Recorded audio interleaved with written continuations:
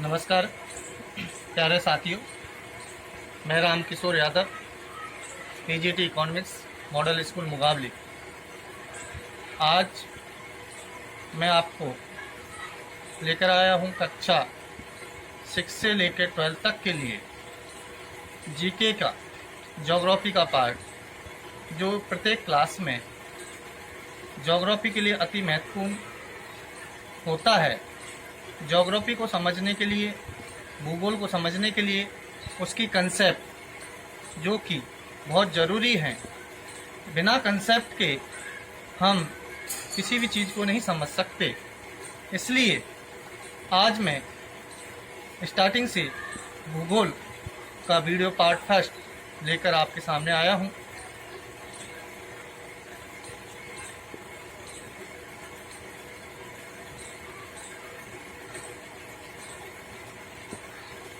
भूगोल, भू यानी पृथ्वी, गोल यानी पृथ्वी गोल है। पृथ्वी की संरचना के आधार पर पृथ्वी की संरचना के बारे में विभिन्न अवधारणाएं हैं। आखिरकार पृथ्वी की संरचना किस प्रकार की है? पृथ्वी की संरचना के बारे में विभिन्न भूगोलवेताओं ने अपनी अपनी राय दी है और पृथ्वी की आकृति कैसी है, इस पर विवादास्पद स्थिति बनी है। उस विवादास्पद स्थिति को भूगोलवेताओं ने दूर किया और अपनी अपनी राय दी और एक सर्वसम्मति से उसकी संरचना के बारे में फिर अवधारणा दी गई। उसी के संदर्भ में मैं आपको बताना चाहता हूँ कि आपने एक चीज़ पढ़ी है कि अक्षांश देशांतर रेखाएं क्या हैं। साथ में हमने देखा कि पृथ्वी सूर्य के चारों ओर चक्कर लगाती है। इसी संदर्भ में एक बार जब मैं क्लास ले रहा था तो एक स्टूडेंट की बालमन जिज्ञासा ने मुझसे पूछा कि यदि पृथ्वी सूर्य के चारों ओर चक्कर लगाती है तो हम लोग क्यों नहीं घूमते। उसके बालमन जिज्ञासा के प्रश्न से कई लोग विचलित भी हो सकते हैं और उसका जो क्वेश्चन था वो तर्कपूर्ण भी था। फिर उसकी जिज्ञासा को शांत करना एक टीचर के लिए अति महत्वपूर्ण हो जाता है। स्टूडेंट्स की मन में जिज्ञासा पैदा होना और उस जिज्ञासा को शांत करना एक टीचर के लिए चैलेंज होता है, उसका कर्तव्य होता है। साथ ही उस बालमन जिज्ञासा में टीचर्स को उसकी जिज्ञासा को और प्रेरणा देनी चाहिए, जिससे वो नई नई जिज्ञासा के साथ, नए नए विचारों के साथ अपनी उन जिज्ञासाओं को शांत कर सके। सबसे पहले एक भूगोलवेता कोपरनिकस हुए और कोपरनिकस ने बताया कि पृथ्वी की आकृति गेंद के समान है। इसके पश्चात विश्व प्रसिद्ध एक नाम आता है न्यूटन। न्यूटन ने बताया कि पृथ्वी की आकृति गेंद के समान नहीं बल्कि नारंगी के समान है। जिस प्रकार से नारंगी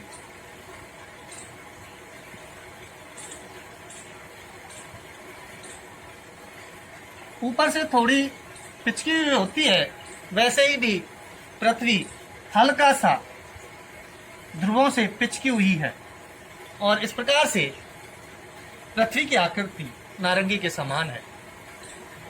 इन दो कंसेप्ट के आधार पर विवाद उत्पन्न हुआ कि आखिरकार फिर पृथ्वी की आकृति नारंगी के समान मानी जाए या फिर गेंद के समान।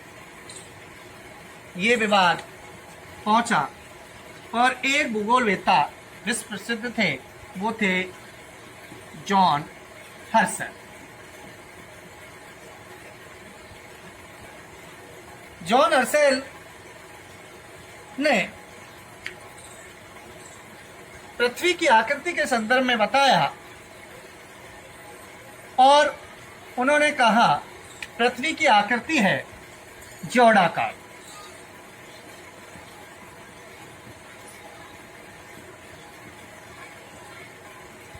जब जोड़ाकार शब्द का मीनिंग खोजा गया तो इसका अर्थ निकला पृथ्वी के समान, कि पृथ्वी की आकृति पृथ्वी के समान है। फिर वही विवाद, वही उसी मूल धारणा पे आगे आखिरकार पृथ्वी की आकृति कहती है कैसी है। तो जॉन हर्शल कह रहे हैं पृथ्वी की आकृति पृथ्वी के समान है, तो इसमें तो कोई नई चीज नहीं आई। बाद में पृथ्वी की अक्षांश देशांतरों का निर्धारण होने के पश्चात बात आई और इसकी आकृति के संबंध में एक अवधारणा निकली कि पृथ्वी की आकृति लघुवक्ष है।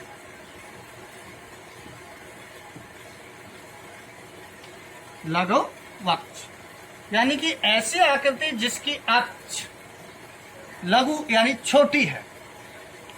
बाद में धीरे धीरे इस पर चर्चाएं होती रहीं, नई नई अवधारणाएं आती रहीं और पृथ्वी का एक प्रतिरूप मॉडल तैयार किया गया और बाद में पृथ्वी को ग्लोब की सहायता से समझाने का प्रयास किया गया।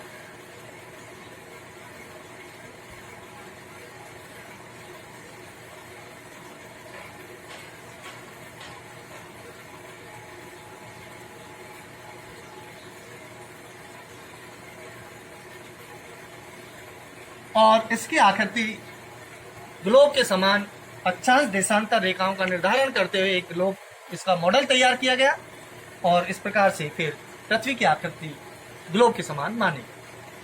इस प्रकार से 3-4 ये अवधारणाएं हमारे सामने आई कि पृथ्वी की आकृति आखिरकार कैसी है। तो सबसे पहले कोपरनिकस ने बताया कि पृथ्वी की आकृति गेंद के समान है। न्यूटन महोदय ने बताया कि पृथ्वी की आकृति नारंगी के समान है। दोनों विवाद जब उत्पन्न हुआ तो जॉन हर्शल ने अपना मत दिया कि पृथ्वी की आकृति जोड़ाकार है। जोड़ाकार का मीनिंग निकल के आता है कि पृथ्वी की आकृति पृथ्वी के समान। बाद में जब और रिसर्च हुआ, इस पर और मंथन हुआ तो निकल के आया चौथी अवधारणा कि पृथ्वी की आकृति लघुवक्ष है, अर्थात ऐसी आकृति जिसकी अक्ष उसकी कक्ष से छोटी हो, एक्सिस उसकी ऑर्बिट से कम हो। बाद में इसका आधुनिक प्रतिरूप मॉडल तैयार किया गया और वो ग्लोब नाम दिया गया और फिर अवधारणा निकल के आई कि पृथ्वी की आकृति कैसी है। तो इसके संदर्भ में निकल के आया कि पृथ्वी की आकृति ग्लोब के समान है। यहीं से आपके 3-4 क्वेश्चंस एनसीईआरटी पैटर्न पे, कंपटीशन पैटर्न पे निकल के आते हैं। क्वेश्चन आता है पृथ्वी की आकृति कोपरनिकस के अनुसार कैसी है, तो आंसर होगा पृथ्वी की आकृति कोपरनिकस के अनुसार गेंद के समान है। क्वेश्चन आता है कि पृथ्वी की आकृति न्यूटन के अनुसार कैसी है, तो आंसर होगा इसका कि पृथ्वी की आकृति न्यूटन के अनुसार नारंगी के समान है। इन चारों विकल्पों में से कौन सा विकल्प सही होगा, सबसे ज्यादा विकल्प कौन सा उत्तम माना जाएगा, अगर ये चारों विकल्प किसी ऑप्शंस में या किसी क्वेश्चंस के ऑप्शंस में दिए हुए हों। तो नंबर 1, एक बार एक क्वेश्चन आया था कि पृथ्वी की आकृति कैसी है, उसमें ऑप्शंस थे गेंद के समान, दूसरा ऑप्शन था नारंगी के समान, तीसरा ऑप्शन था ग्लोब के समान और चौथा ऑप्शन था इनमें से कोई नहीं। देखा जाए तो तीनों ऑप्शंस किसी न किसी महोदय द्वारा दिए गए हैं, पर सबसे आदर्श आंसर इस टाइम आपका होगा ग्लोब के समान। तो पृथ्वी की आकृति कैसी हुई, ग्लोब के समान। अब ये ग्लोब की अवधारणा कैसे बनी, ग्लोब का निर्धारण कैसे हुआ, आपने अभी 2 शब्द मैंने बोले थे कि एक आपकी अक्षांश और देशांतर रेखाएं, जो कि आपने कक्षा 6, 7, 8 में पढ़ा है। साथ ही मैं यहाँ पे अक्षांश और देशांतर पढ़ाने का मेरा उद्देश्य नहीं है, मैं आपको कक्षा 9th और 10th के हिसाब से आपके इस ज्योग्राफी के पार्ट्स को जोड़ना चाहूँगा, परंतु उससे पहले आपको क्लास 6 से लेके 8 तक की कंसेप्ट जो बेस है वो आना चाहिए। इसके लिए 2-3 वीडियो आपको देखने होंगे और उसके पश्चात अपन अपने सिलेबस 9th 10th की आपकी SST का जो पार्ट ज्योग्राफी का है उस पर अपन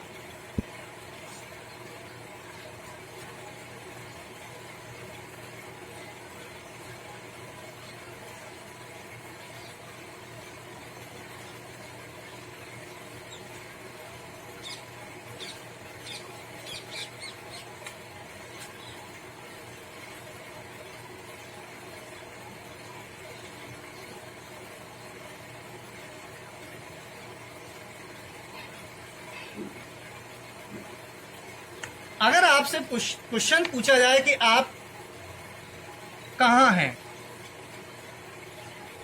या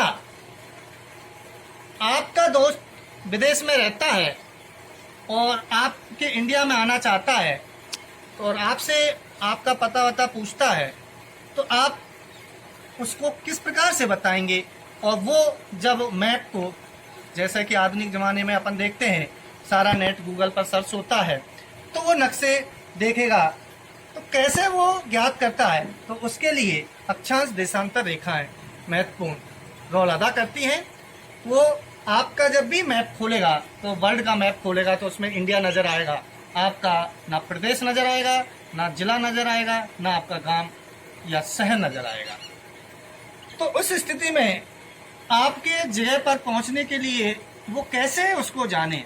तो इसी संदर्भ में हम किसी भी चीज को व्यक्त करने के लिए या किसी भी चीज को समझने के लिए किसी को आधार मानते हैं और उससे तुलना करके हम ये पता पाते हैं कि हमारी स्थिति क्या है।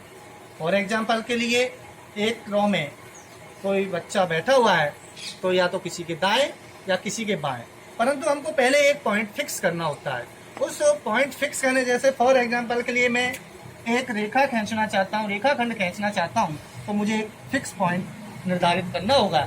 इस पॉइंट को आधार मान के फिर मैं अन्य पॉइंटों का निर्धारण करूंगा। ऐसे ही पृथ्वी की संरचना को समझने के लिए हमें एक ऐसा बिंदु चाहिए था जो कि पृथ्वी जब नहीं थी तब भी था और पृथ्वी नष्ट हो जाए तब भी रहे। मान लेते हैं हम कि ताजमहल को हम लेते हैं और उसको आधार मानकर हम इसकी अक्षांश और देशांतर रेखाओं की गणना करते हैं, तो ताजमहल की लाइट भी बहुत ज़्यादा नहीं है। मान लेते हैं हम एवरेस्ट को एक पॉइंट मान लेते हैं, तो एवरेस्ट को आधार मानकर हम अगर इसके ग्लोब की अक्षांश देशांतर रेखाओं की अगर संरचना की अवधारणा करते हैं तो भी एवरेस्ट की लाइफ भी ज़्यादा नहीं है। करोड़ों वर्ष पहले, 1 करोड़ वर्ष पहले हमारा हिमालय की अवधारणा विकसित हुई है, उससे पहले भी पृथ्वी थी। तो हमें एक ऐसा पॉइंट चाहिए था जो कि उसको आधार मानकर हम इसकी अक्षांश और देशांतर रेखाओं का निर्धारण कर सकते। तो आपने देखा कि ये उत्तरी ध्रुव और ये दक्षिणी ध्रुव, इधर को पूर्व और इधर को पश्चिम, कैसे इनका निर्धारण हुआ? तो उत्तरी ध्रुव को उत्तरी ध्रुव का निर्धारण कैसे दिया गया? एक आपने सुना होगा ध्रुव तारा। तो ध्रुव तारे की लाइट पृथ्वी के जिस भाग पर 90 डिग्री सीधी पड़ती है उस भाग को उत्तरी ध्रुव नाम दिया गया और उसको दिशा को उत्तरी दिशा। अगर ये काल्पनिक रूप से हम माने कि ध्रुव तारे की लाइट पृथ्वी को चीरती हुई दूसरे भाग से जहां से निकलेगी तो उस भाग को दक्षिणी ध्रुव नाम दिया गया। और जो ये रेखा है इसका नाम अक्ष, और इसी अक्ष पर पृथ्वी अपनी घूर्णन गति करती है। आपने 2 प्रकार की गति पढ़ी होगी, एक होती है परिक्रमण गति और एक होती है घूर्णन। तो पृथ्वी, जैसा कि पता है न्यूटन महोदय ने बताया था कि पृथ्वी ध्रुवों की साइड से थोड़ी झुकी हुई है, पिचकी हुई है, जिससे इसकी शेप नारंगी के समान निकल के आती है, तो ये अक्ष हो गई। पृथ्वी को दो बराबर भागों में चीरने वाली रेखा, भूमध्य रेखा, ये इसकी कक्ष कहलाई। ये एक्सिस और ये ऑर्बिट। इसका अर्थ है कि एक ऐसी आकृति जिसकी अक्ष उत्तर ध्रुव से दक्षिण ध्रुव को जोड़ने वाली रेखा काल्पनिक है, इस कक्ष से छोटी हो तो वो होती है लघुवक्ष। और यहीं से निकल के कंसेप्ट आती है कि पृथ्वी की आकृति लघुवक्ष के समान है। इसके बाद ग्लोब की अवधारणा आती है। अब हम अक्ष और कक्ष का निर्धारण हो गया, उसके पश्चात हम अक्षांश एवं देशांतर रेखाओं के बारे में